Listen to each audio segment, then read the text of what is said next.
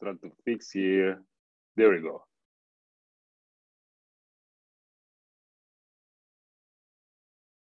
Okay.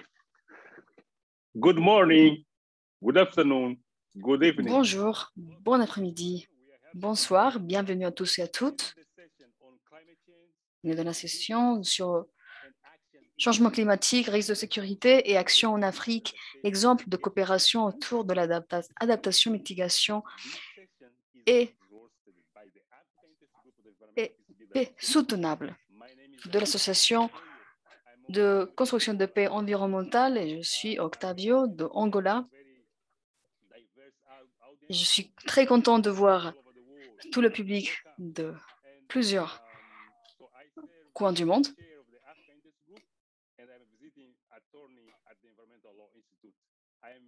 Je travaille dans l'Institut de loi et je vais modérer cette séance avec Kanta. Merci, je suis Kanta. Je suis spécialiste de la Banque mondiale en environnement et je travaille dans la région africaine en adaptation climatique. Je suis très contente d'être ici aujourd'hui. Merci, on est content de vous voir à nouveau. Donc, je veux remercier quelques personnes. Je remercie évidemment Carl, représentant de l'Association de construction de paix environnementale, et l'équipe. On n'a pas qu'une personne, on est une grande équipe qui nous aide avec l'organisation de ce type d'événement. Je remercie Ousene Kalilou, Emily Sample, fait partie de l'équipe organisateur et tous qui ont aidé avec l'organisation, Tracy, Fabian Hoffman. Fabien, je vous remercie et spécialement. Vous êtes chargé de la partie technique, soutien technique, donc vous avez la parole. Je ne vais pas prendre beaucoup de temps de la réunion, mais je vais faciliter cette réunion. Et s'il y a un enjeu technique, vous pouvez m'envoyer un message. Merci Fabien. Donc, il est chargé de la partie technique de notre réunion.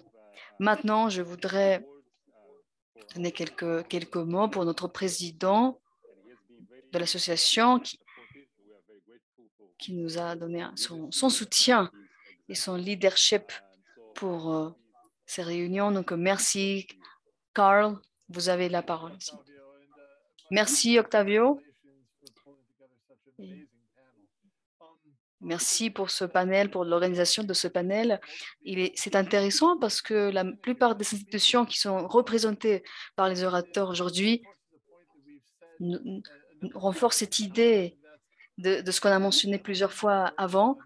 Et la quantité de gens qui travaillent dans conflit et paix est vraiment grand, et des gens qui travaillent dans la construction de paix environnementale, même si on ne l'appelle pas comme ça, on voit qu'il y a vraiment beaucoup de gens qui le font. Et on arrive depuis des sujets comme communauté, eau ou paix, et c'est une réunion assez interdisciplinaire et intersectorielle. Donc, je suis reconnaissant de cette diversité. Donc, on est ravis de vous avoir tous et toutes. Et j'exprime mon appréciation. La parole à Quentin. Merci, Carl, pour vos mots. Et comme vous avez dit, on a un panel assez distingué de plusieurs parties du monde. Je vais prendre quelques minutes pour les présenter. Son Excellence, ambassadeur Ahmed Abdellatif, directeur du Centre international pour la résolution des conflits du Caire, pour la pour le maintien de la paix et pour la construction de la paix. On a Hindu Omaru Ibrahim. Il fait partie du Forum international des peuples indigènes sur le changement climatique du Tchad.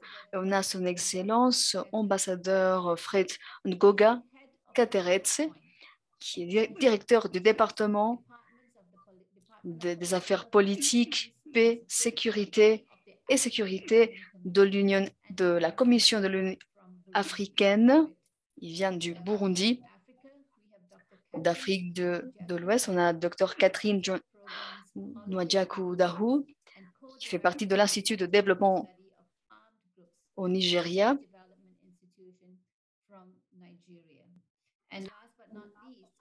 Et finalement, de l'Afrique du Sud, on a Ndesigen Naidu, membre de la Commission présidentielle climatique, du secrétariat de l'Afrique du Sud, et fait partie aussi de l'Institut d'études de sécurité de l'Afrique du Sud.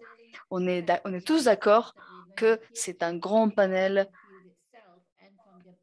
qui va être très enrichissant pour nous tous. Donc, vous avez la parole à nouveau, Octavio, pour l'agenda. Merci, Quentin. Donc, cet agenda sera divisé en 3 parties.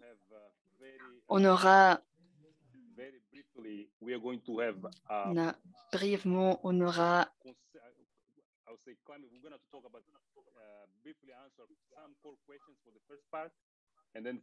on va répondre à quelques questions dans la première partie.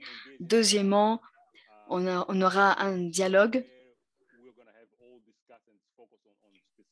où on va attaquer à des sujets spécifiques et après, le public aura la chance de poser des questions. Mais avant ça, je veux dire que c'est un événement, cette session en relation avec le Road to Geneva. Cette conférence est censée être à Genève, mais maintenant, on est en ligne.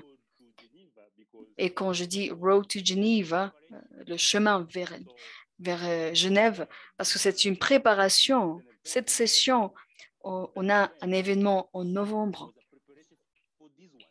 On a eu un événement en novembre qui c'était une préparation pour cet événement ici. Donc, on a eu cet événement en novembre avec 40 orateurs de plus de 20 pays différents. Donc, on a eu beaucoup d'universités. On avait un format un peu différent, mais ça nous a aidé à créer cette conférence d'aujourd'hui.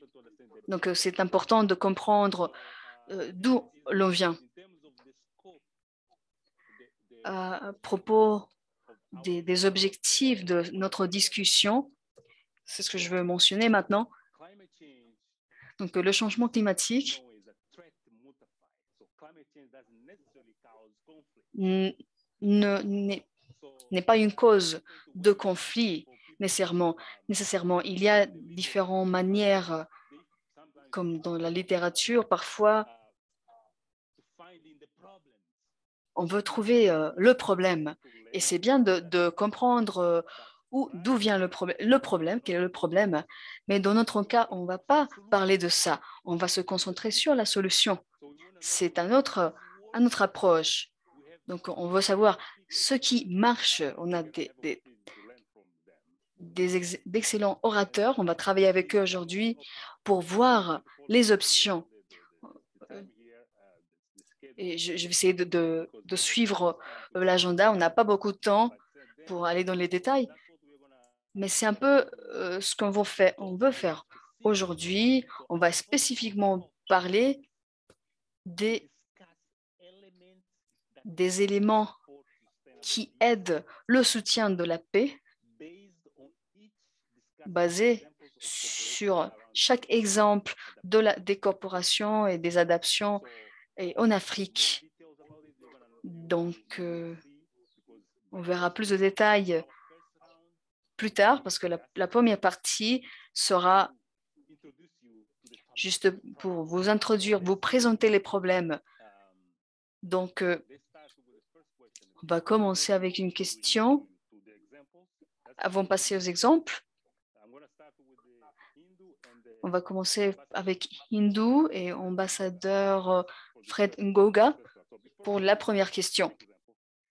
Avant de passer aux exemples spécifiques, donc on aura une petite partie des questions pour dire quels sont les enjeux principaux quand on parle de crise climatique et des conflits violents. Donc, dites-nous votre 3 éléments principaux pour cette question. Quelles seront les questions? Donc, on veut brièvement comprendre quels sont les problèmes. Donc, Hindu. Merci beaucoup. Donc, c'est compliqué, cette question. Mais le premier point, c'est qu'on est tous d'accord que le changement climatique, c'est une grande menace en Afrique, spécialement quand on parle de ma région, au Tchad. On voit les saisons, la saison pluvieuse qui est plus courte. On a vu en 2020 dans les villes, et il y avait des problèmes. Même on a eu des sécheresses en 2019. Increasing more in Chad and all around the regions. So this is a big Présent dans la région et les conséquences. Le deuxième point, c'est que ça crée des conflits entre les communautés parce qu'on voit la limitation de ressources. Je ne vais pas vous montrer toute la perspective de Tchad qui perd la plupart de son eau, mais si on perd la plupart d'eau, on a plus de chances d'avoir des problèmes, des conflits. Et ces ressources nous mènent à des conflits entre des communautés. La raison, c'est le conflit qu'il y a dans la rivière dans la frontière du Tchad. Et ça crée des conflits et on a plus de 30 000 réfugiés et déplacés en Tchad. Et il y a des actions humanitaires en place. Et ce conflit nous donne lieu à des migrations.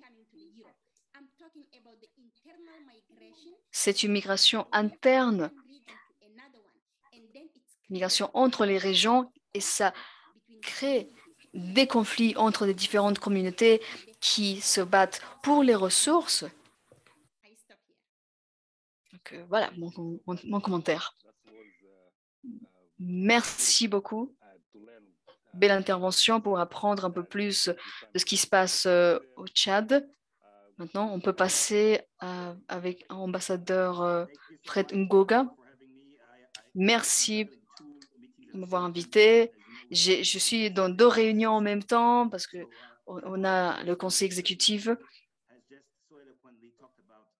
Mais on vient de parler de ce qui se passe dans le bassin de Tchad, mais aussi dans le Sahel et même dans l'Afrique centrale. On voit partout dans le continent, dans 5 régions du continent, et on a fait une étude pour trouver les ressources naturelles qui sont en dispute. On a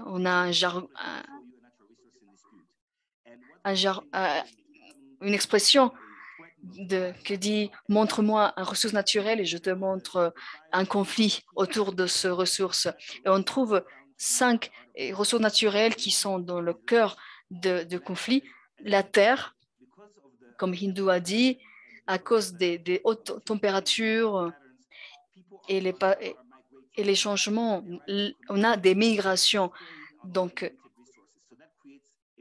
on a des migrations dans des régions qui sont déjà en difficulté. Le second ressource naturelle, la deuxième ressource naturelle, c'est les minéraux. Parce que c'est très important pour la vie des différentes communautés. Alors, quand il y a des gens qui migrent, on a plus de tensions. Évidemment, à notre ressource, ça serait le pétrole. Après, on aura l'eau, et comme Hindu a mentionné, et après, on aurait Mais dans l'Union africaine, on voit cette menace qui est multipliée. Au niveau continental, on a 8 séances de Conseil de sécurité qui ont été dédiées à ces enjeux. Et je peux vous dire, on se concentre sur la mitigation. Qu'est-ce qu'on fait pour mitiger? On commence par la leadership et la gouvernance. Et ça, c'est très important. Et on travaille avec la science. Et deuxièmement, quand on discute la mitigation, il faut voir que la responsabilité, ce qu'on fait, nous cause plus de dommages. Donc, on veut créer des politiques, des programmes effectifs qui a le principe de sécurité collective et la responsabilité de protection. Je ne sais pas si c'est clair ce que je viens de dire, mais quand on crée ces programmes, ambassadeur, oui, j'allais dire ça. Donc, on aura le temps d'aller plus dans le détail. C'est très important, mais on essaie de répondre à la première question que j'ai bien de poser. Mais vous avez 30 secondes pour finir cette idée. Ce que je voulais expliquer, c'est on connaît les menaces, on sait comment agir, mais on voit un nouveau phénomène, c'est que quand on crée ces réponses, mais parfois, ça cause des nouveaux conflits, des nouvelles difficultés. Et quand on parle, et on devrait commencer au niveau de la communauté, niveau national, niveau local et au niveau continental. Donc, je m'arrête là. Je continuerai plus tard. Merci, monsieur l'ambassadeur. On a eu une belle vision de ce qui se passe. Maintenant, on va avec Kanta.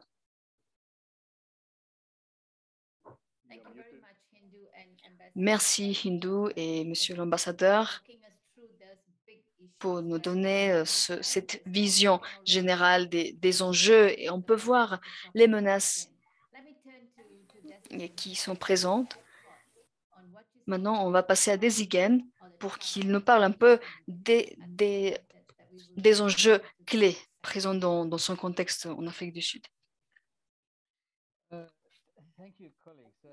Merci. Donc, on a vu que j'étais dans la lumière, maintenant je suis dans une pièce plus sombre, mais ça, c'est un reflet de ce que notre continent doit aborder, sécurité par rapport à l'énergie, et c'est un enjeu associé avec le fait que ce continent, et c'est une des victimes de la crise climatique d'une manière assez extrême, malgré le fait qu'on contribue une toute petite partie à la crise. Et je voudrais parler des menaces. Et le Forum économique a eu une réunion en janvier cette année, et les risques principaux sont liés à la crise climatique. Les premiers trois, c'est le manque d'action face au changement climatique, l'inhabilité d'agir rapidement. On parle des conditions climatiques extrêmes et qui est assez présente dans notre continent, des sécheresses, des tempêtes, des inondations qui sont assez pressantes dans notre continent, et aussi qui affectent la biodiversité, qui a été une point de capture de résilience de biodiversité. Et on voit que c'est une menace aussi pour la sécurité alimentaire. Et pour répéter un peu ce qui a été déjà dit par mes collègues, le phénomène que l'on voit, c'est la perte de moyens de vie qui a des implications sur des différents facteurs. On m'a mentionné l'immigration, et même si l'immigration d'Afrique vers l'Europe, c'est ce qu'on voit sur les médias, on a beaucoup de migration interne, et on a une estimation qu'on a plus de 100 millions de personnes qui sont forcées à migrer, à se déplacer dans le continent africain. Et d'ailleurs, on voit les conflits locaux qui augmentent. Donc, une analyse qu'on discute en ce moment c'est l'association entre les gouvernements anticonstitutionnels en Afrique de l'Ouest spécialement. Et aussi, on voit le manque de ressources, des conflits internes, instabilité interne qui mène à l'instabilité politique au niveau continental. Donc, il y a beaucoup d'enjeux de notre continent qui sont liés au changement climatique et des enjeux environnementaux qui sont liés à des conflits et qui accélèrent les conflits aussi. Merci.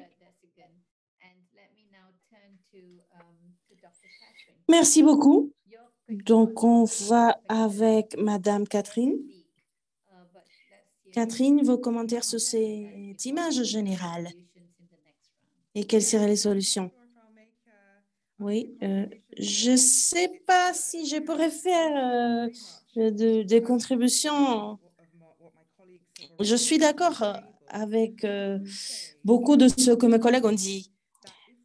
Moi, je dirais en même temps que s'il faut trouver des solutions à ce temps simple de problèmes si complexes, il faut un peu plus d'éclaircissement.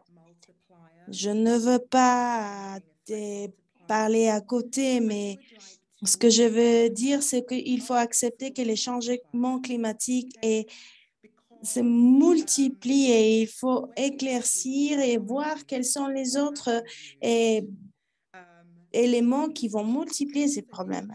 Donc, parce que il y a aussi d'autres facteurs et c'est très important de voir vraiment quels sont les impacts du changement climatique et l'utilisation des ressources. Donc, ces problèmes et les manifestations s'entremêlent. Et donc, je voudrais dire quelque chose aussi sur les ressources. Je parle de la perspective du Nigeria, où, par exemple, l'industrie du pétrole a contribué grandement à la déforestation, à la dévastation de l'environnement.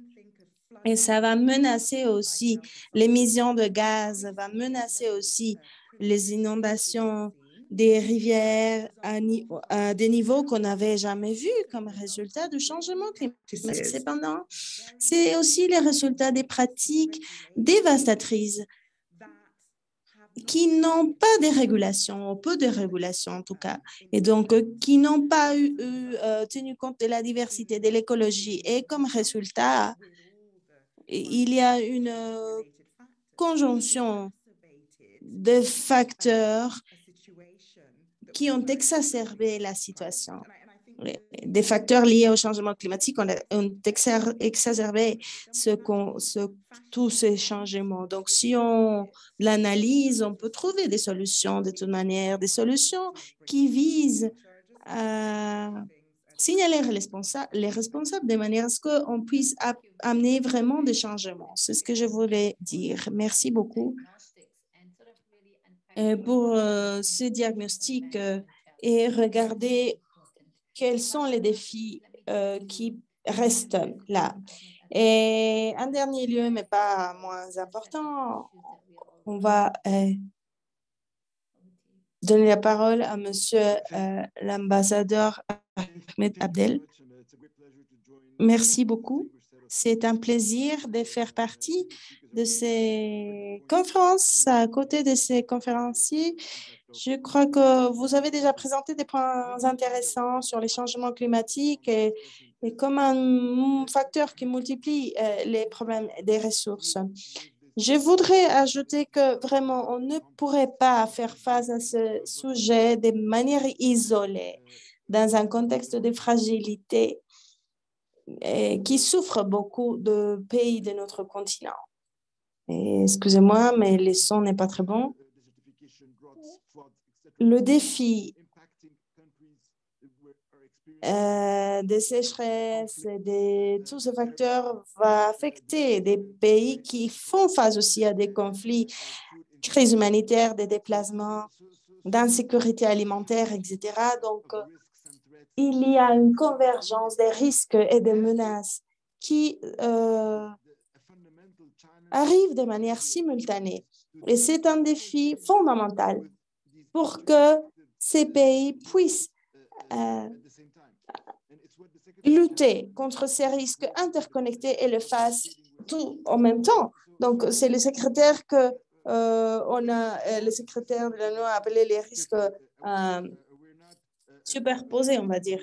Donc, il faut être conscient que ce n'est pas une réponse seulement pour le climat. C'est sans tenir compte de l'aspect de sécurité, par exemple, ou l'aspect des ressources ou d'autres aspects. Donc, on ne serait pas si efficace comme on voudrait l'être si on ne tient pas compte de tous les facteurs. Il faut développer donc des réponses holistiques qui puissent gérer la complexité et l'interconnexion des risques que j'ai déjà nommés. Et je suis d'accord avec le dernier commentaire que la clé, c'est la gouvernance et la capacité institutionnelle.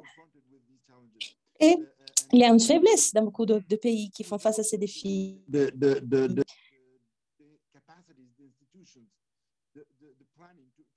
Parce qu'on n'a pas les capacités, les institutions et les habiletés, les ressources humaines, le leadership et la construction des capacités, des habiletés.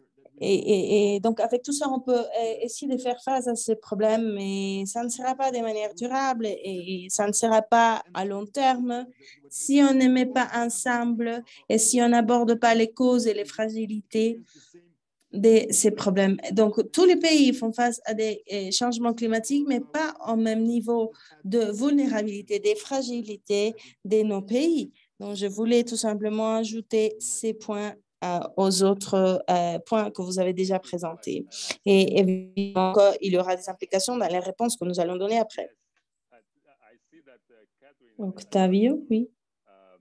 Je sais que Catherine et Monsieur l'ambassadeur, vous êtes un peu plus en avant. Vous regardez déjà, vous voyez déjà des solutions, vous cherchez aussi des solutions. Ça, c'est quelque chose de bon qui nous amène à la deuxième partie de cette conférence où l'on va mettre l'accent sur les solutions.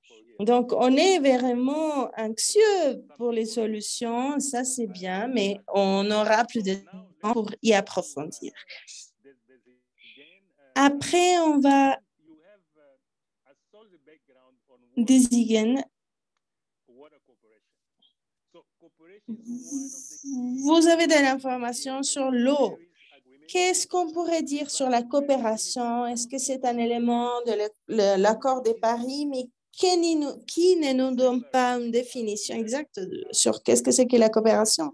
De manière similaire, la coopération est abordée dans l'agenda des coopérations et l'agenda de l'Afrique aussi, mais sans une définition exacte. C'est un peu confus. C'est pas très clair en termes de différence des agendas. Donc, et c'est pas l'utilisation de coopération. On utilise ce type de termes et on les échange. Donc, d'abord, c'est comprendre le concept, l'aspect conceptuel pour savoir et comprendre de quoi on parle. C'est ce qu'on fait maintenant. Donc, qu'est-ce que c'est que la coopération dans un contexte de ces trois documents? Donc, il y a ces documents et beaucoup d'autres qui sont en relation avec l'association et la coopération. Et donc, dans une réunion qui a été menée en 2012 en Afrique. Et ça a bougé avec le temps et 20 ans après, on voit que c'est inclus comme partie du cadre global pour les ODS. Donc, et ça bouge vers les 2030. Et avec la notion de gouvernance, ça me semble que même si ces documents ne sont pas, il me semble que ces documents ne sont pas prescriptifs, même on peut faire une interprétation de qu'est-ce que c'est. Donc, la première, trois choses importantes. La première, c'est qu'il faut organiser tous les partenaires du système de manière à ce qu'ils deviennent des agents et ils participent dans la prise de décision que nous cherchons. Et donc, c'est totalement quelque chose de fondamental parce que le changement climatique en général, dans le contexte environnemental, et enfin, la population la plus vulnérable du monde, dans ce continent, le plus pauvre des pauvres. Donc, il faut les mettre dans les lieux des zones rurales et ce sont les femmes particulièrement. Donc, la vulnérabilité à laquelle elles doivent faire face est beaucoup plus grande. Donc, ça, c'est la première partie. La deuxième partie, c'est la coopération interinstitutionnelle qu'il faut que ce soit soit présente. Donc, l'Organisation interafricaine a organisé une séance en décembre l'année dernière où l'on a parlé du développement climatique, la sécurité, les liens. C'est quelque chose de très puissant. C'est prendre les principaux agendas du continent et voir quels sont les points qui s'interconnectent sur l'accord interinstitutionnel et voir qu'on se base sur les ressources dans ces différents contextes parce que individuellement, on a des ressources, mais il faut que ça se connecte. Et le troisième lieu, c'est voir quel est le régime de gouvernance et le système en soi pour non pas seulement donner la priorité à ces points, mais promouvoir l'agenda au-delà. Donc, je crois qu'une des choses qui fonctionne, c'est la rhétorique. Toutes les réunions que nous avons eues sur les changements climatiques, la Convention pour des explications et d'autres qui sont en relation avec la mise en marche. Et donc, cette implémentation, cette mise en marche doit retrouver la phase, les étapes et la coopération se trouve dans les facteurs que j'ai déjà mentionnés et c'est aussi apporter des ressources pour faire que ces accords soient effectivement établis. No, I think that's really very useful, Jessica. I think Je crois que c'est très utile. Je crois que vous avez établi des paramètres pour la coopération et donc maintenant, je veux inviter Monsieur l'ambassadeur Ahmed Abdel pour qu'il nous partage son expérience. L'institution, le Centre international pour la résolution des conflits que vous lidérez pour maintenir la paix et la construction des paix, vous avez fait un travail très important qui est en relation avec les changements climatiques et la sécurité. Donc, est-ce que vous pourrez partager avec nous, selon l'expérience que vous avez eue, les idées, les concepts qui vraiment maintiennent ce lien entre les changements climatiques, la coopération, le conflit et la paix, c'est-à-dire le lien auquel nous avons fait référence. Oui, merci. Évidemment, je vous pourrais souligner quelques parties importantes de notre travail. Nous sommes une institution qui travaille sur la construction des capacités dans les pays africains. Et je vais me diriger, je vais aborder quelques sujets et de renforcer les capacités. C'est un des domaines que nous avons, qu'on a mentionné dans le Conseil de sécurité. Et donc, il y a un besoin de renforcer les institutions africaines pour aborder ce sujet de manière beaucoup plus cohérente et intégrale. On est en train de finir un manuel sur la réponse climatique. Ce type de programme, c'est important pour maintenir la paix en Afrique.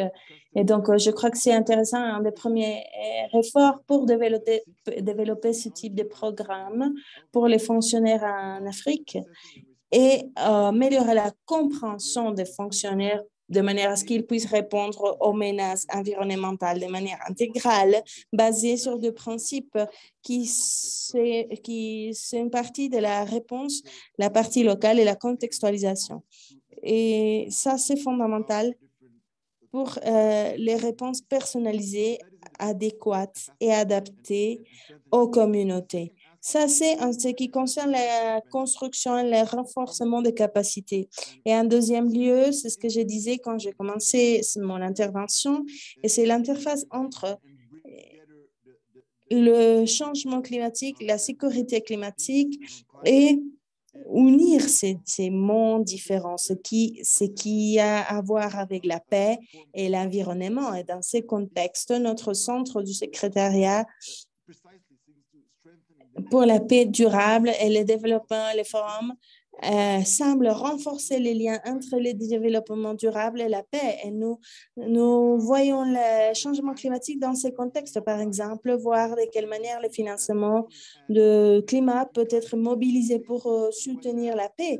En regardant le lien entre le climat et les déplacements, où il y a des implications plus directes pour soutenir la paix. Et donc, dans les mois à venir, nous allons avoir notre opportunité de réunir ces deux agendas en Afrique et articuler de manière plus profonde, plus holistique et avoir une réponse coordonnée que nous avons besoin dont nous avons besoin pour résoudre ce problème.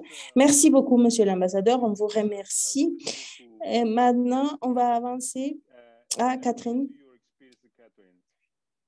En plus de ton expérience, Catherine, sur le conflit et la paix, donc nous avons l'aspect conceptuel et on veut comprendre parce qu'on parle de paix durable et c'est ce que Monsieur l'ambassadeur soulignait tout à l'heure et toi aussi au début. Et les éléments importants parlant des solutions, c'est dont on a besoin pour donner des solutions. Est-ce que tu pourrais partager donc qu'est-ce que c'est que la paix durable? Qu'est-ce que c'est que soutenir la paix? Qu'est-ce que c'est que la paix durable? Donc, c'est important que tout le monde comprenne ce que c'est. Merci beaucoup. Donc, oui, je vais partager avec vous ma perspective ou la perspective que nous utilisons, que nous avons dans nos organisations et avec des organisations avec lesquelles on travaille. Et donc, quelqu'un a fait référence à ceci avant. Je crois que c'était Monsieur l'ambassadeur, aux causes, aux racines du problème. Que notre compréhension de la paix a besoin, est liée à chercher la cause et regarder, analyser pour de vrai les structures structurelles du conflit qui est lié à l'accès, à l'inclusion et à la voix. Donc, j'ai faisais partie d'une entreprise qui s'appelle le Dialogue international pour le développement et la construction du paix. J'ai été la secrétaire de ce groupe. Et c'est un groupe qui réunissait les gouvernements de plus ou moins 23 pays et vulnérables et fragiles et de membres de la communauté internationale, des donneurs, etc. Donc, c'est ce qu'on appelle le nouveau traitement pour les engager dans des ambiances fragiles. Donc, je crois que c'est un point de référence important parlant de détailler ce qui est la paix durable. En réalité, nous avons donc 5 principes de base. Donc, tout d'abord, la politique inclusive, reconnaissance des accords de paix qui, au-delà de l'architecture, sont en relation avec garantir l'inclusion, une politique inclusive, la justice en deuxième lieu. Donc, on revient sur l'importance de gouvernance et l'importance de reconnaître ce qui ça signifie. Et ça a besoin d'être direct centré sur des ambitions, sur ce qui est la paix durable. Le troisième domaine, c'est l'accès à des services.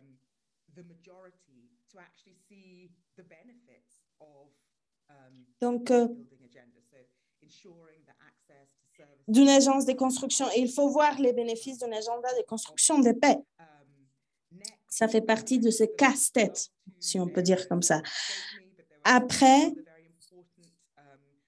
et les autres 2 piliers importants qui sont essentiellement reconnaître que n'importe quel type de paix, il faut être construite avec des institutions qui puissent donner une légitimité et habilité et permettre que la paix aille au-delà d'un accord.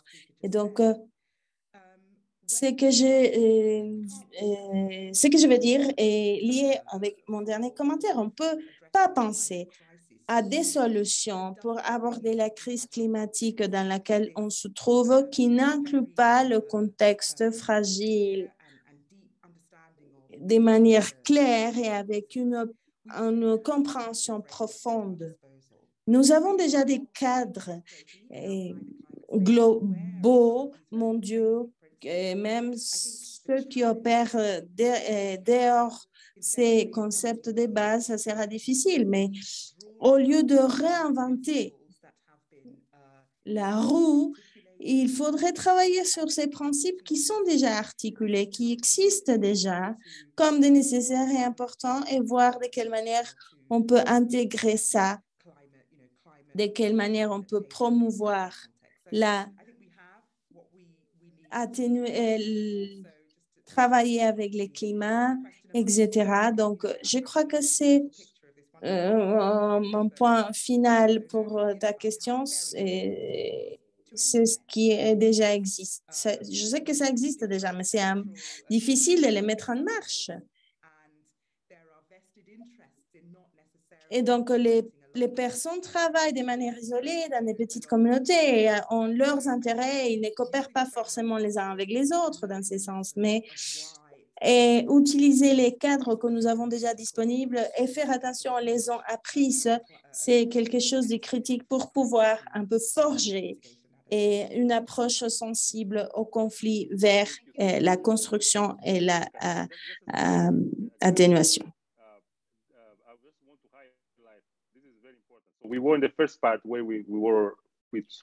Dans la première partie, on parlait des problèmes. Dans la deuxième partie, c'est maintenant. Ces 5 piliers mentionnés par Catherine vont guider la deuxième partie de la conversation. Kanta? Exactement.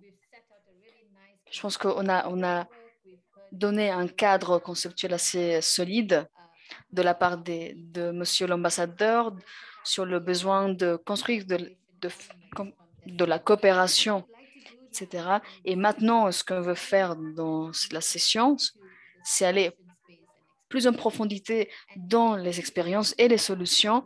Et ce qu'on va faire, c'est commencer avec Monsieur l'ambassadeur Fred. Alors, Somalie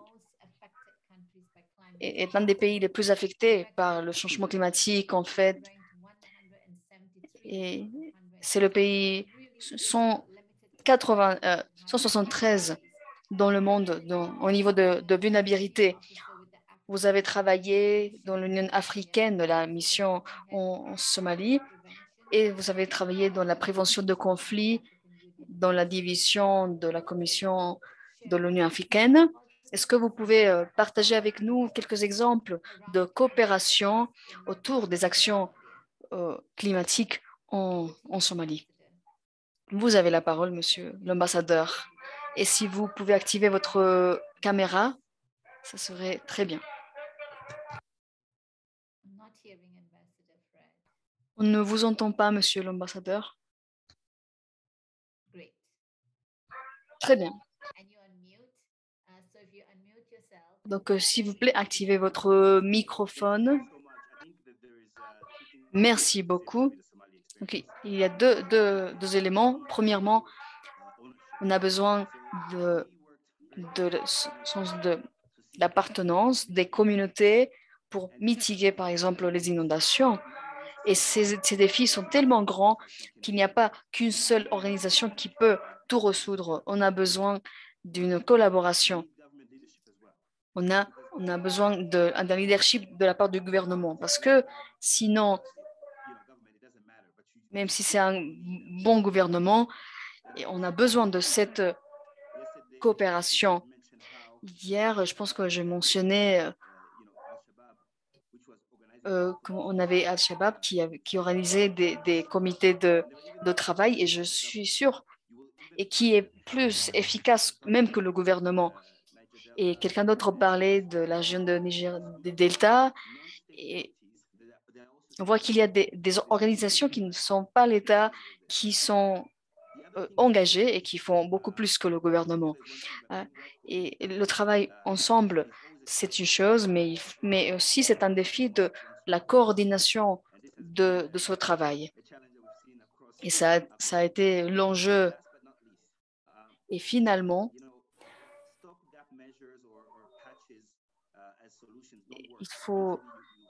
il y a des solutions, des petites solutions qui vraiment ne marchent plus. Et j'aime bien ce que vient d'être dit sur la clarté analytique, parce que cet enjeu de changement climatique est là, est présent, mais ça a créé aussi des conflits. J'ai mentionné les 5 conflits, les 5 ressources naturelles, très importants, et je mentionnais, et je parlais d'une expression de montre-moi un ressource naturelle et je te montre un conflit. Et en fait, on a clarté des problèmes auxquels on fait face. Et je veux mentionner un point très important au niveau de l'Union africaine. On a dit qu'on avait...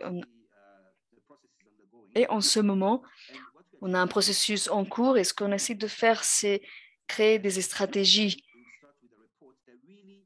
et qui commence avec des rapports et qui attaquent cet enjeu de manière holistique et on veut créer un financement, un fonds pour faire face à des enjeux et pour faire un financement africain. Et je pense qu'on aura un rapport bientôt qui va être présenté et par l'organisation. Et quelque chose qui est très important aussi,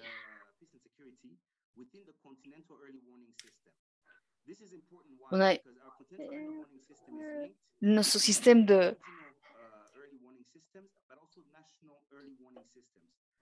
early warning system. C'est très important pour nous parce que quand on commence à développer ce système, et c'est très positif pour les pays. Et donc, c'est des systèmes d'alerte qu'on a essayé d'implémenter dans nos pays. Merci, monsieur l'ambassadeur. J'allais vous poser une autre question. Est-ce qu'il y avait des éléments spécifiques en termes de mesures corporatives pour la paix durable? Et vous avez parlé des systèmes d'alerte. Mais est-ce qu'il y a quelque chose qui a aidé à solidifier cette paix dans votre territoire?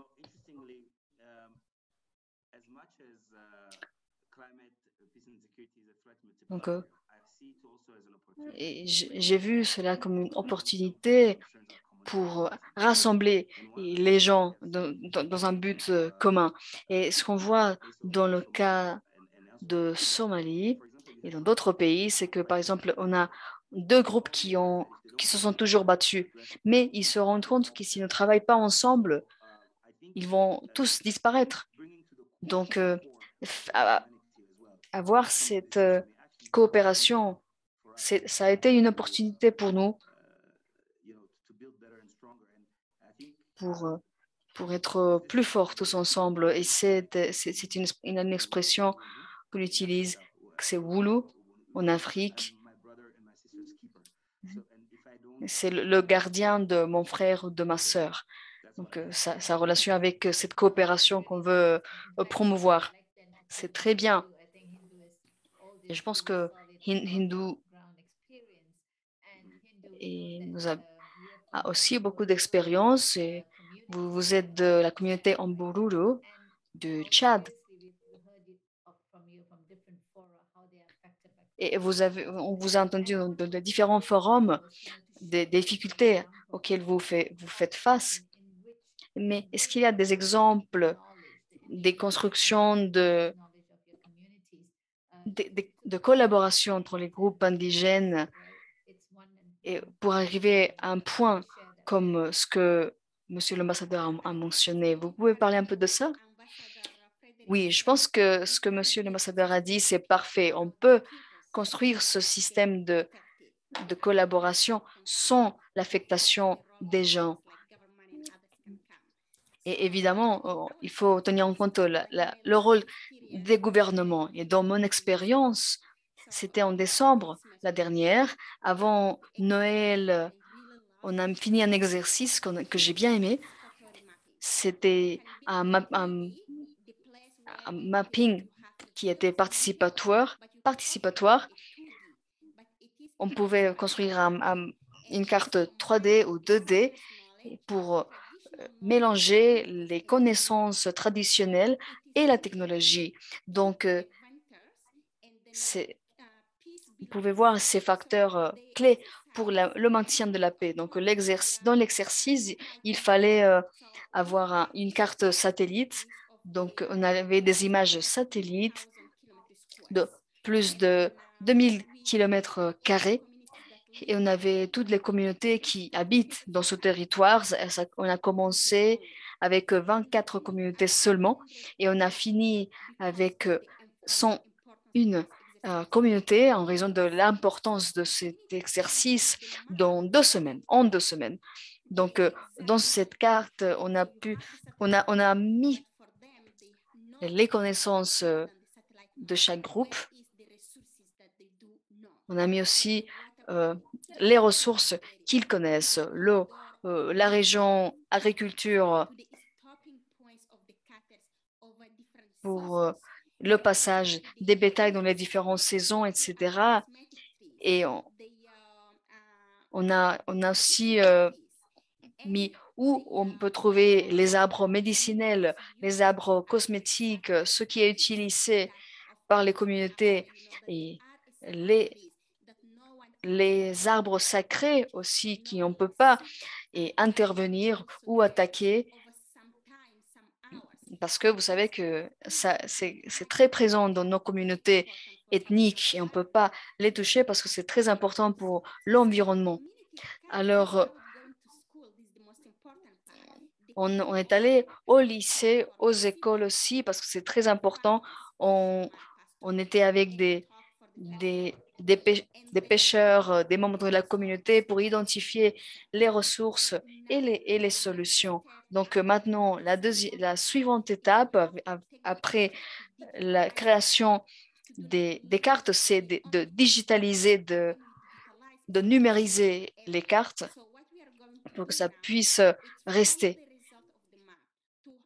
Et donc, on aura les résultats des cartes pour avoir toutes les conventions, toute la présence des communautés. Ces conventions auront des chapitres différents afin de voir comment mitiger les conflits quand ça arrive et comment restaurer et gérer les conflits et comment on peut passer les connaissances traditionnelles à travers du partage entre les communautés parce que ça c'est pour tout le monde.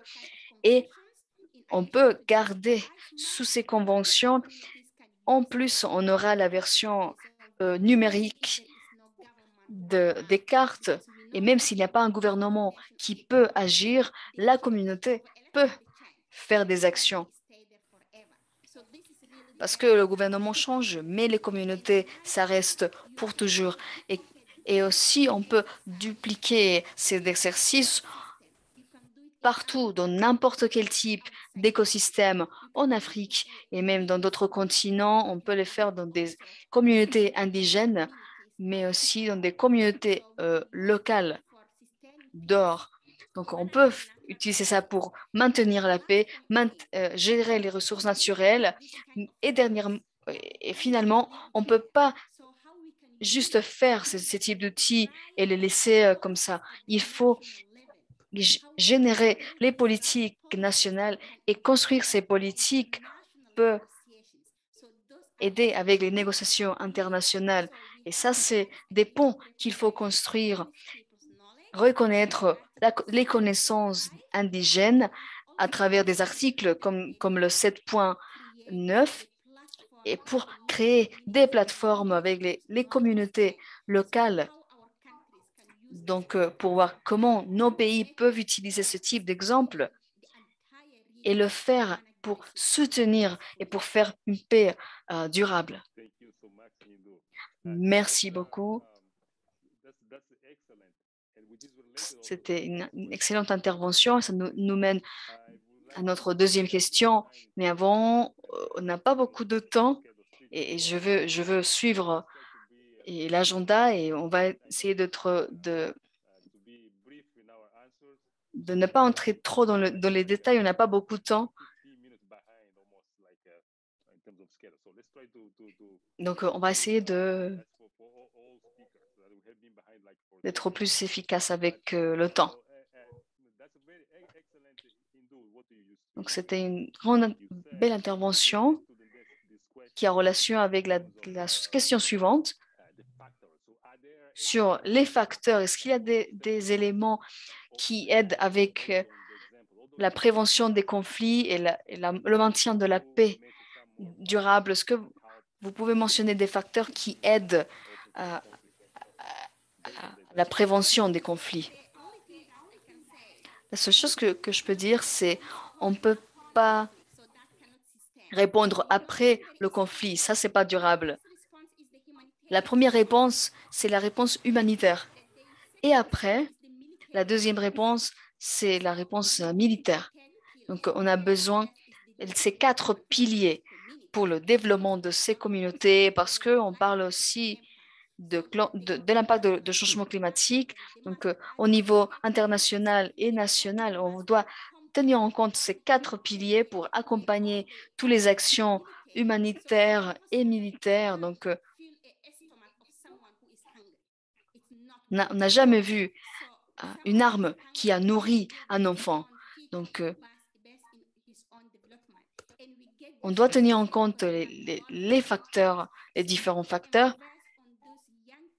Et il faut investir aussi dans le développement des jeunes pour qu'ils aient l'accès à l'information, pour qu'ils aient les ressources.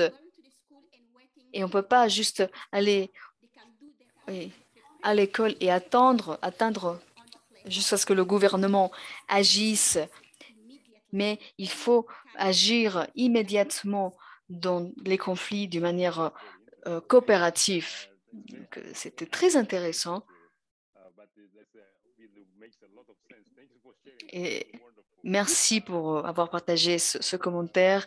On peut passer maintenant à This Again.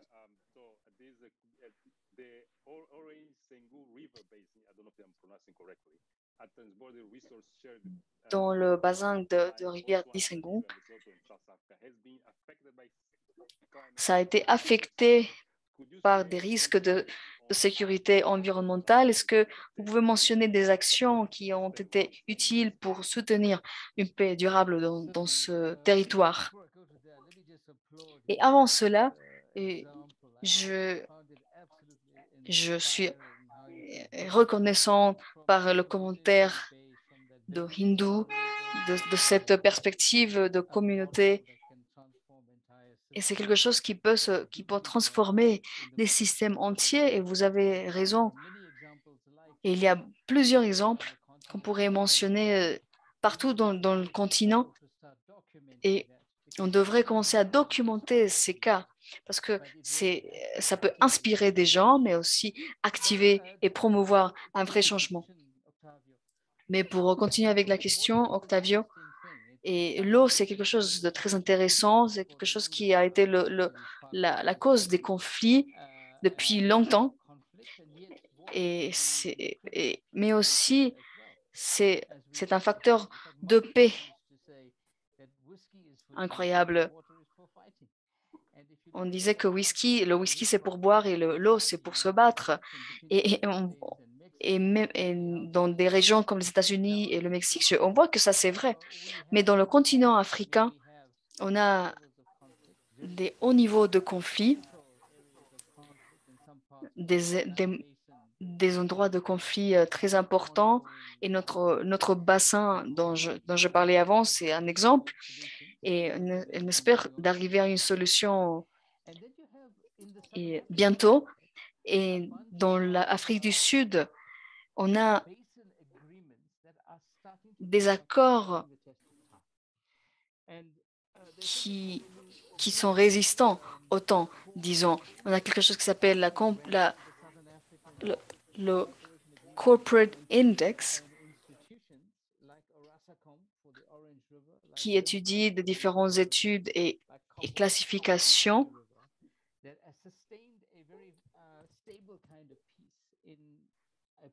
et qui montre qu'il y a des paix assez durables dans notre continent. Mais vous avez raison, malgré ces stabilités, la dépendance économique de l'eau dans la région, pour vous donner une statistique, en Afrique du Sud, 60% de l'eau qu'on possède, c'est de l'eau internationale. Donc, on doit faire des accords avec, et c'est le même cas pour des pays voisins. Donc, la gouvernance autour de l'eau, c'est un grand enjeu et l'UNESCO a fait une initiative et pour l'Afrique du Sud et pour que Namibia, Botswana et l'Afrique du Sud peuvent partager de ressources et d'eau. Et l'enjeu est présent et c'est comment on gère le changement climatique parce que ça introduit deux enjeux et en relation avec le système de rivières. On parle des inondations et des sécheresses. Et en Afrique, on vit les phénomènes naturels les plus intenses de sécheresse et d'inondation. Et un autre facteur, c'est qu'il y ait une compréhension collective et ces traités sont assez faibles parfois. Excusez-moi, j'ai dû vous interrompre, mais on n'a pas beaucoup de temps.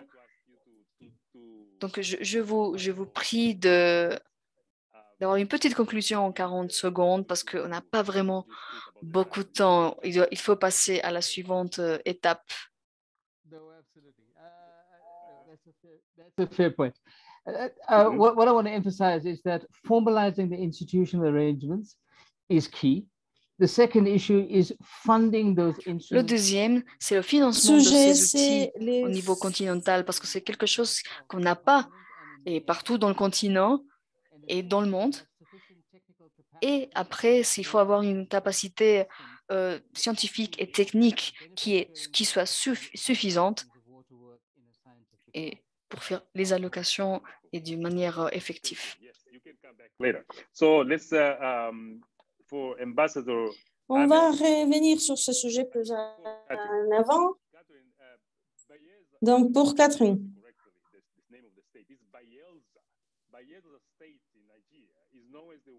Bayelsa, c'est l'État nigérien qui est très impacté pour le changement climatique. Tu es la directrice de cette commission sur le travail d'experts. Est-ce que tu peux partager avec nous s'il y a des actions de coopération de changement climatique qui puissent supporter la paix durable, qui puissent atténuer ces problèmes?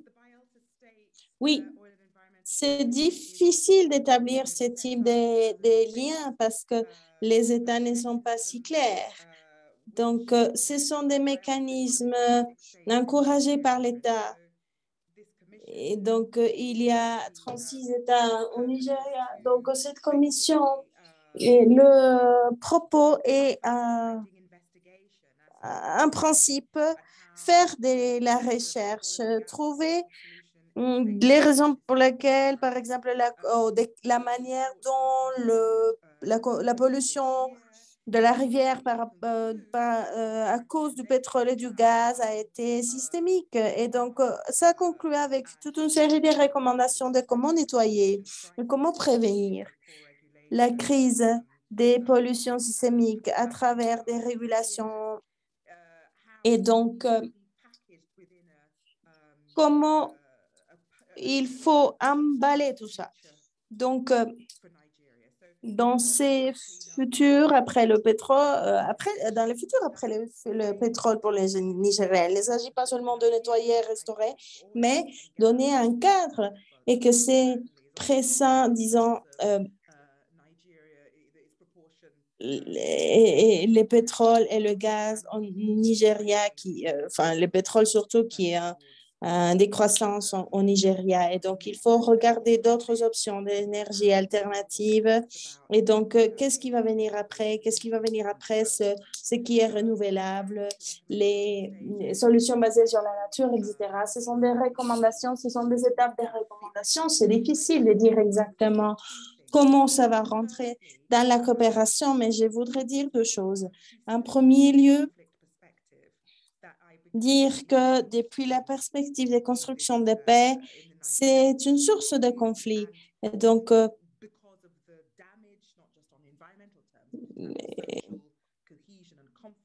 il y a des conflits sur les thèmes environnementaux, on est d'accord. Et pour la production, par exemple, les responsables du pétrole, du gaz et les paquets de mesures qu'on propose, les groupes de mesures, c'est pas seulement au niveau économique ou environnemental, mais c'est aussi une manière d'aborder les implications sociales qui dégagent de tout ce problème. Donc, je voulais souligner un peu la présentation est très éloquente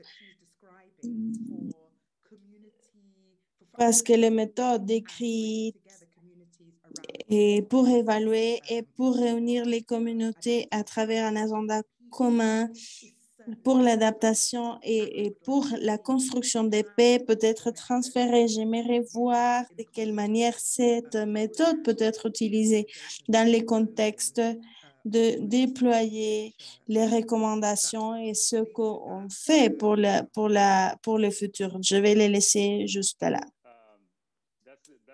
Merveilleux, merci.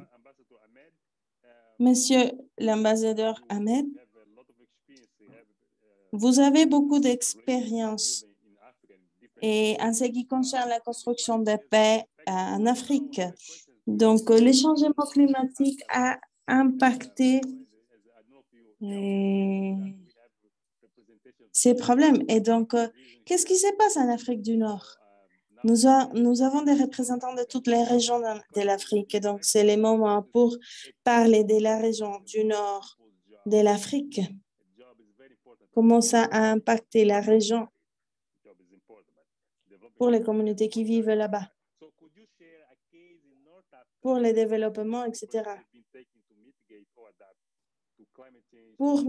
Pour atténuer ces problèmes, quels sont les pas pour créer des travaux, pour donner des solutions qui aident à une construction de paix durable?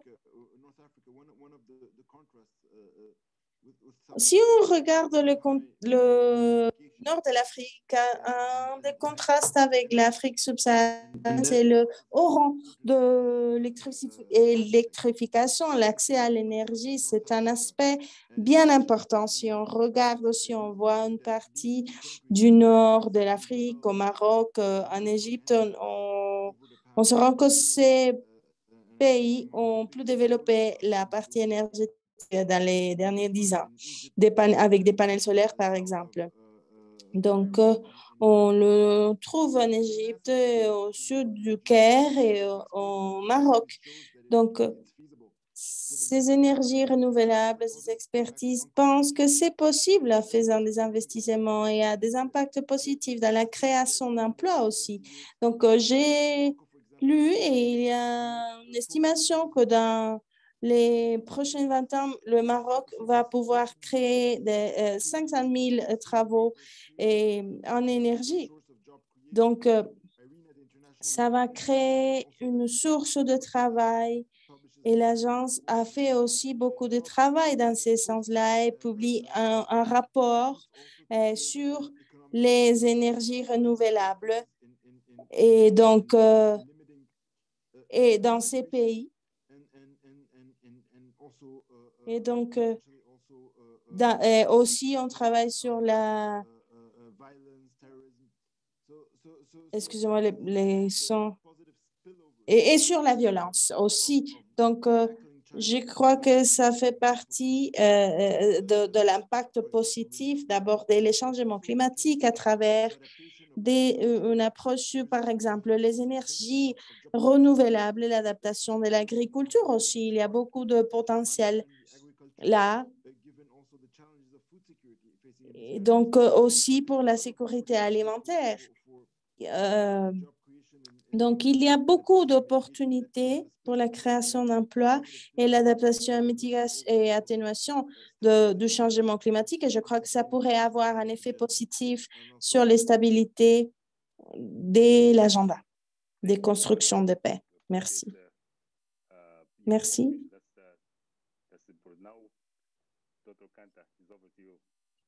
Thank you very much. I think we did. On va passer au suivant. Donc, je crois que ça a été un tour merveilleux. On a vu les commentaires des hindous, les expériences de la Somalie, ce qui peut se passer avec les communautés, les thèmes de l'eau, l'importance de l'eau.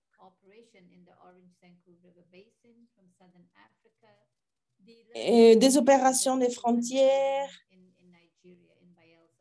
et l'expérience au Niger aussi.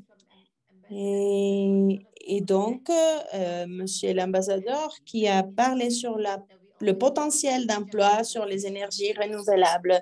Donc, pour avoir une transition juste dans la création d'emplois et non pas seulement affecter les communautés. On veut parler et approfondir un petit peu sur les tendances, sur les principes qui surgissent de ces exemples, qui sont critiques pour les liens entre le climat, la sécurité et la paix. Qu'est-ce que vous voyez que peut-être on a déjà parlé de la connaissance, on a déjà parlé sur l'analyse, ce qui concerne le gouvernement. Donc, je sais que Monsieur l'ambassadeur vient de parler, mais on va partir de l'ordre inverse. Et donc, quels seraient les principes qui peuvent surgir de ces exemples qui est fondamental? Merci. Je crois que quelque chose qui apparaît ou surgit, c'est que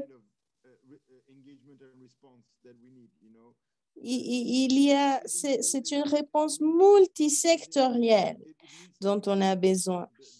Et donc, il faut que ça inclue au niveau national, au niveau local, au niveau régional, de manière simultanée. On doit travailler à tous les niveaux. Et donc, et aussi dans tous les différents secteurs, au climat, aux sécurités, etc. Donc, ça, c'est le défi, vraiment. Parce que la majorité des politiques et des programmes et des assistances n'est pas structurée dans ce sens-là. Donc, il y a un besoin de repenser et nos associations pour que, et encore pour qu'on puisse aborder les causes des vulnérabilités, des fragilités. Et il faut mentionner qu'on n'a pas beaucoup parlé sur la COVID. De quelle manière la COVID a un impact sur ces paysages et ça va augmenter les fragilités et la résilience sur le climat et que ça va servir aussi à d'autres propos. Merci beaucoup. Il faut reconnaître qu'effectivement, il faut comprendre ces liens à différentes échelles et à différents niveaux. Catherine. Merci. C'est une conversation fascinante, vraiment. Et moi, j'aimerais construire sur ce que l'ambassadeur vient de dire et répéter sur le besoin d'apprendre sur les leçons de essais précédents d'unir les secteurs, surtout dans les contextes fragiles. Il y a beaucoup de défis politiques. Et quand je parle de politique, je parle de défis de l'économie politique dans les systèmes entre les développements, la partie humanitaire sont des défis énormes. Donc, réellement, j'aimerais bien qu'on reconnaisse la connaissance, ou la reconnaissance plutôt de l'attention politique qu'il faut donner à cette forme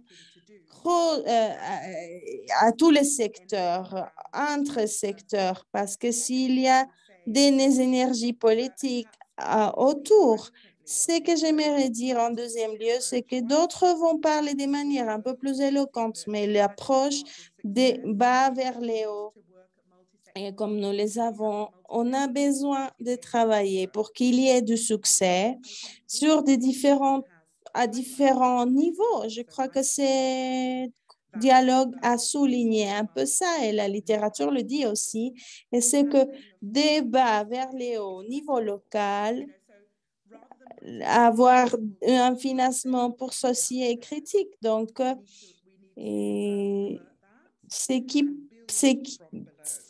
c'est pas que ce qui passe en haut va venir en bas. Non, il faut le faire à l'envers, de manière à ce que la direction aille comme ça, d'en bas vers les hauts. Et ça a tout un sens. On le sait parce que on le sait que des communautés qui construisent la paix. Et ça, c'est une leçon importante.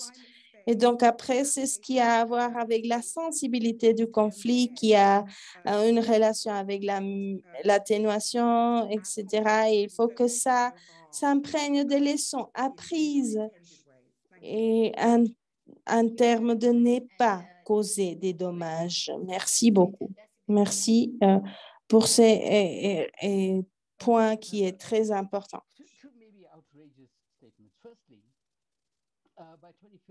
Tout d'abord, l'Afrique ne sera pas seulement le continent le plus peuplé, mais aussi le seul continent qui n'aura pas des populations âgées. Et donc, le deuxième point, c'est qu'on comprend les besoins de construire vers de la manière qu'on construit les seul continent dans la planète qui n'est pas mis dans la dynamique des combustibles fossiles, c'est celui-ci. Et donc, celui-ci doit être le continent qui va transposer d'une économie globale à une économie basée en carbone, par exemple. Et donc, il faut développer tout ça pour pouvoir avoir un futur vert et durable pour les mondes, non pas seulement pour ce continent-ci. Merci. C'est un point très important, oui. Cette opportunité de l'Afrique pour aller d'une fois pour toutes vers ces points, c'est critique. Monsieur l'ambassadeur Frédéric, ce commentaire, quels sont les commentaires, les réflexions d'aujourd'hui? Donc, oui, merci, ça a été fascinant cette conversation parce que c'est ce qu'on voit de manière régulière. Une chose qu'on n'a pas dit ici, c'est que notre défi premier, c'est comment faire que les gouvernements répondent. Et donc, un défi auquel on doit faire face et que vous pouvez voir à travers, par exemple, ce coup militaire, c'est que les gouvernements ne répondent plus et les personnes pensent qu'avoir une liaison, ce n'est pas suffisant. Et il faut que les gouvernements répondent à leurs besoins jour au jour les jours. Donc, que ce soit au niveau local ou que ce soit avec les gouvernements, il faut il faut faire attention à ça. On serait surpris de quelqu'un qui se lève le matin, un fonctionnaire public, et qui dise « Oui, moi, je vais faire les choses mal dans mon pays ». Non, ce n'est pas le cas, mais il faut essayer de créer des synergies au niveau gouvernemental qui ne seulement préviennent ces crises, mais qui aussi puissent y répondre. Donc, je crois que la première chose qu'il faudra faire, c'est que le gouvernement, comment faire que le gouvernement soit plus efficace, sinon on n'ira nulle part. Et donc, en deuxième lieu, il faut qu'il y ait plus d'investissement au niveau de recherche et innovation. Quand on voit les budgets, la quantité d'argent pour les sciences et l'éducation, on se rend compte qu'elle réellement est très, très limitée. Donc, tenant compte de ce que nous parlons de paix et sécurité, il n'y a pas beaucoup d'éléments pour pouvoir comprendre. Je crois qu'il y a des personnes qui se sont centrées sur ce thème et il faut investir beaucoup plus en éducation et en recherche et aussi en infrastructure qui va nous donner, et on a déjà parlé sur ça, et donc investir en infrastructure, ce qui va nous donner plus d'opportunités. On n'est investi pas suffisamment et la COVID nous a enseigné, nous a appris quelques leçons. Nous sommes si faibles. Je viens de sortir d'un débat où l'on parlait de l'apartheid des vaccins, par exemple. Et donc, il y avait quelque chose qui me venait à l'esprit, c'est pourquoi on parle sur ça de vaccins? Pourquoi on n'a pas nos propres vaccins? Pourquoi? Parce que nos gouvernements n'investissent pas en éducation. Oui, ça c'était mon dernier point. Oui, il y a des leçons de la COVID qui sont très importantes et qui nous montrent les brèches et les besoins et l'efficacité des gouvernements, mais aussi il faut souligner les besoins critiques. Et je veux aussi entendre votre dernier point là. Nous savons que ça amène de l'insécurité alimentaire. Et donc, je veux que les personnes soient conscientes de ça, que les personnes vulnérables ou en développement, comme on nous appelle, on n'accepte pas d'être victime. On a aussi des solutions. Et nous concentrer sur les solutions. Nous contribuons et il faut nous considérer que on ne doit pas être reconnu de manière négative, comme ma soeur a dit. Il faut amener un financement aux communautés. Et donc, la communauté ne sait même pas comment remplir les feuilles sur Excel, par exemple, avec toutes les mesures. Il faut adapter les besoins aux communautés et non pas que les communautés fassent ce dont on a. Octavia, but I want to highlight 5 sort of. Je veux souligner quelques tendances. Le point sur la multisectoralité et cette approche verticale qui a été mentionnée par Hindou et Catherine. Et après, l'apprentissage, apprendre de ce qui a été déjà expérimenté, cette sensibilité face à des expériences, à des résultats. Mais on a parlé aussi d'opportunités, un point très important, et comment mener l'action correcte. Je pense que ça a été mentionné aussi, mais les gouvernements continuent à avoir un rôle clé. Ils doivent être responsables et auprès des communautés. On a parlé aussi mais en revenant à l'idée de ne pas perdre l'objectif qu'on a. Donc, la parole, c'est à Octavio pour la question suivante. Activez votre micro. On n'a pas beaucoup de temps. Je vais poser une question à un participant.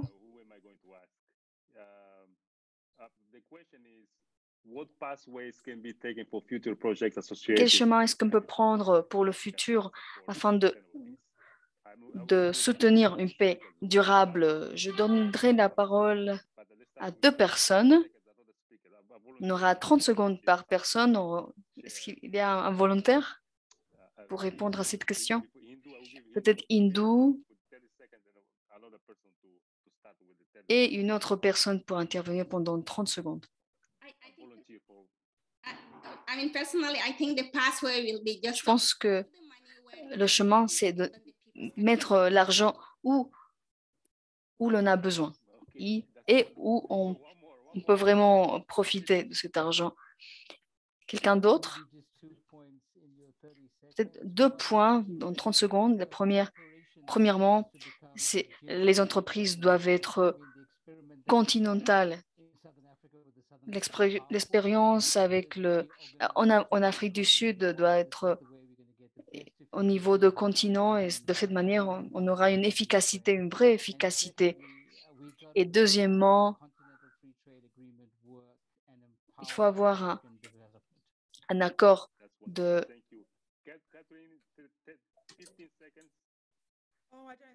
libre-échange dans nos territoires. Je pense que je veux souligner ce que l'ambassadeur Ngonga a dit sur l'Union africaine et assurer qu'on reconnaît ce que le propos est sur l'action climatique et sécurité et ce que M.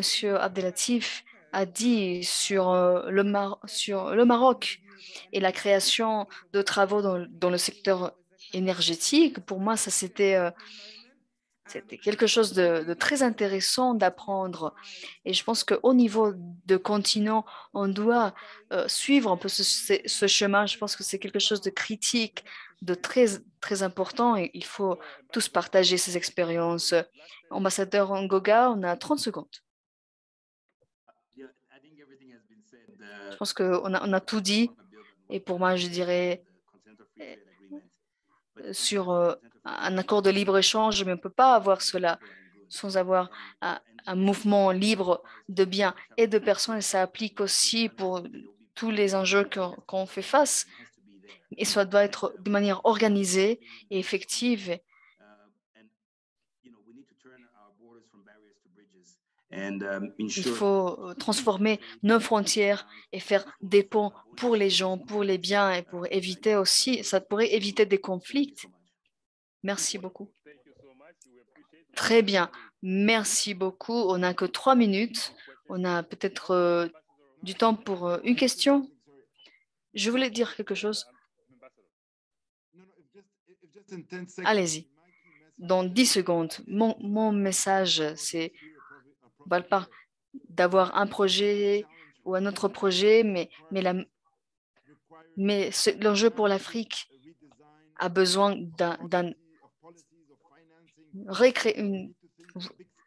redesign des politiques. Il faut penser d'une manière plus globale, plus grande en termes de financement, de politique, des communautés. Les approches micro ne sont pas assez pour les enjeux auxquels on doit faire face en Afrique. Merci. Merci beaucoup à tous et à toutes. On aura un petit espace de 2 minutes pour une question. Peut-être pour le public pour poser leurs questions. On aura quelques minutes. Fabien, est-ce que l'on a des questions? Oui, on a une question dans le chat de Matt. Peut-être Quentin peut la lire. Il y a une question de Matt pour tous. Je voudrais savoir sur l'effet écologique d'énergie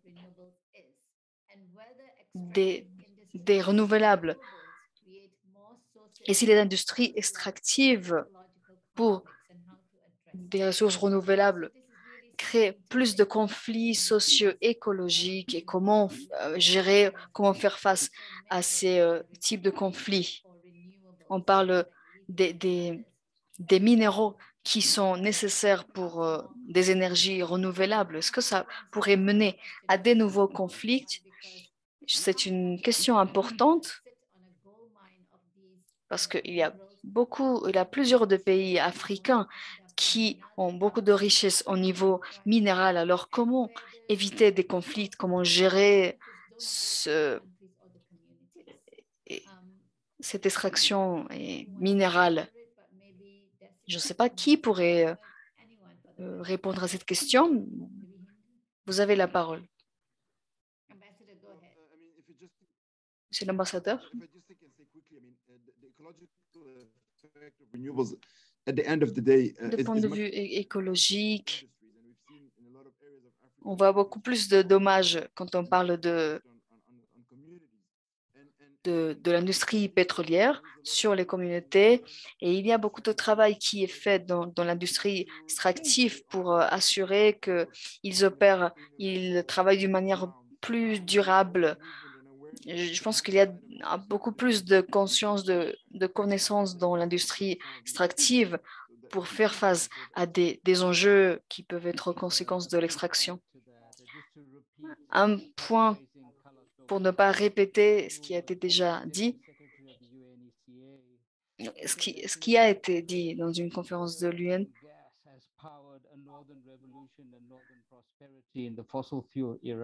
on a vu la prospérité du Nord à travers l'industrie de pétrole.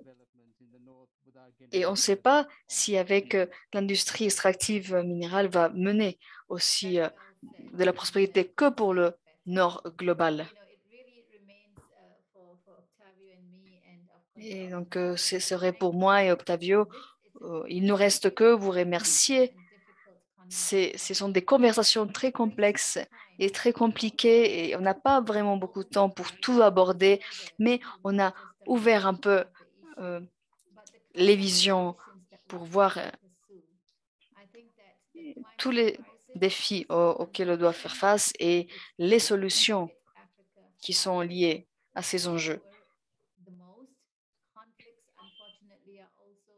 Et malheureusement, il y a plus de conflits qui commencent tous les jours, mais il faut prendre l'opportunité qu'on puisse avoir au terme et au niveau de l'Afrique, au niveau de communautés pour avoir l'accès pour donner l'accès à l'information, pour donner la voix à ceux qui ne sont pas écoutés, pour arriver à une paix plus durable et comprendre qu'il faut investir de manière claire et efficace, mais il faut donner une échelle beaucoup plus grande à notre capacité et afin de provoquer une plus grande transformation et pouvoir résoudre les problèmes et les défis qu'on a dans le continent africain en termes de financement et beaucoup d'autres sujets au niveau de continent, toujours en tenant compte des communautés et pas seulement voir les communautés comme des victimes, mais comme des acteurs qui peuvent apporter des solutions. Donc, c'était un privilège de vous écouter. Malheureusement, on a plus de temps pour cette conversation parce que c'est assez complexe, mais c'était une conversation très intéressante. Très intéressante. Vous avez la parole, Octavio. Évidemment, et tout à fait, on n'a pas beaucoup de temps. On vous remercie. C'était un vrai privilège de modérer cette session. Et j'apprends beaucoup ici avec vous. Merci aux panélistes de toutes les régions africaines, de 5 régions africaines. Et donc, c'était vraiment incroyable. On vous remercie. Mais ce n'est pas la fin de cette conversation. Donc, vous pouvez aller sur notre site ou nous écrire notre mail pour faire partie de notre groupe de discussion. Merci de faire partie de cette session. Pour tous les participants, à tous les participants et aux panélistes, merci de nous avoir rejoints. Merci beaucoup et au revoir. Je le dis dans ma langue. Au revoir.